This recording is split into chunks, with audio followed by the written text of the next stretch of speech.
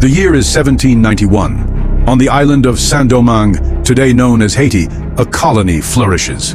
Its wealth is unmatched, its sugar, coffee, and indigo flowing like gold across the Atlantic.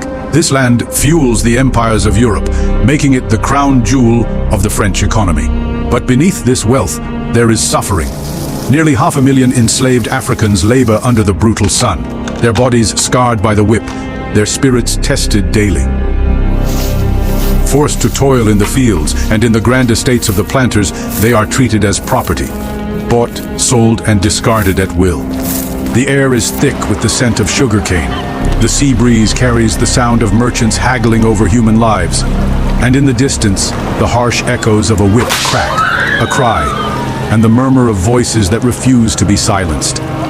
The land hums with the first notes of defiance, a rhythm building in secret.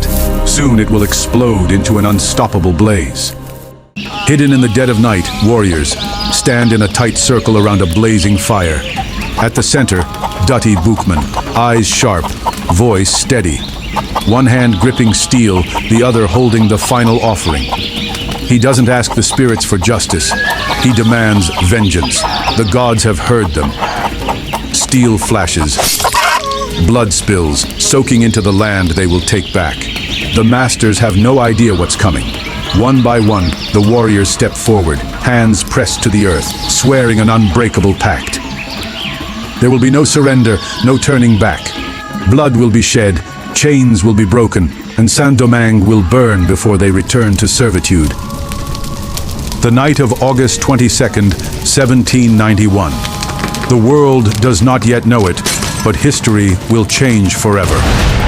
From the burning fields of Saint-Domingue, the uprising begins.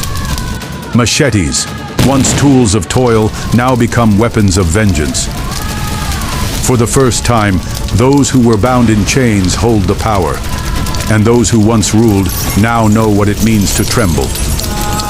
The plantations burn, but the war has only just begun. In the chaos, a leader rises.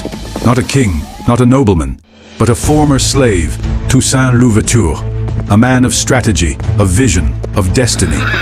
While others wield fire and steel, Toussaint wields something greater, knowledge.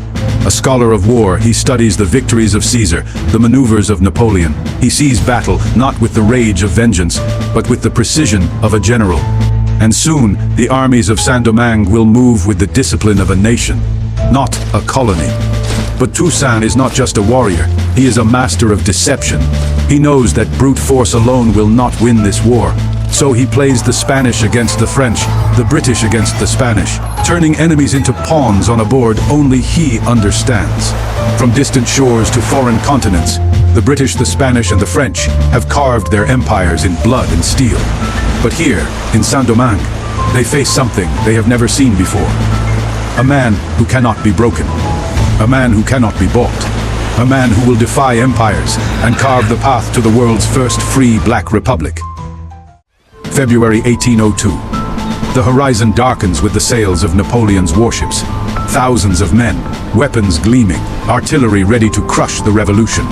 Leclerc, Napoleon's own brother-in-law, has come with a single mission: to end Haitian resistance once and for all. In Toussaint's eyes, there is no fear, only resolve. He knows what must be done. The land will burn to cinders before it is enslaved again. Under the pretense of negotiation, the French invited Toussaint to meet. A truce, they called it, a new beginning. But there was no honor in their words. As he spoke at the colonial governor's mansion, the doors burst open. French officers poured in. Toussaint's eyes locked onto them, and in that chilling moment, he understood. This was the end of diplomacy. Toussaint was forced onto a ship bound for France. He was silent, resolute. Let them believe they had won. The fight was no longer his alone. It belonged to the people, and it would never die. The great Toussaint Louverture, the man who defied empires, who led his people from slavery to revolution, now sits alone in a frozen stone cell in the depths of Fort de Joux, France. The iron bars cast long, cruel shadows across the cell, while the wind outside carried a bitter truth. He was never meant to leave this place. But his mind is sharp. He knows this cell will take his life, but not his legacy. En me renversant, on n'a abattu à Saint-Domingue que le tronc de l'arbre de la liberté. Mais il repoussera par ses racines, car elles sont profondes et nombreuses. You have only cut down the trunk of the tree of liberty.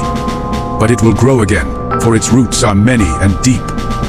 Toussaint Louverture would never see his homeland again. He was left to die in a cold, dark cell in Vodou, France.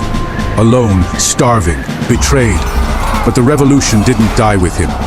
Back in Saint-Domingue, the nightmare had only just begun. Napoleon had sent his most ruthless general, Rochambeau, to finish what Toussaint had started. But this was no war. This was slaughter. French soldiers unleashed packs of starving dogs on captured Haitians, letting them be torn apart as sport. Those who survived the dogs faced an even crueler fate, boiling cauldrons of sugarcane syrup where men were burned alive in agony. But terror only breeds resistance. In the mountains, deep in the shadows, another leader was rising.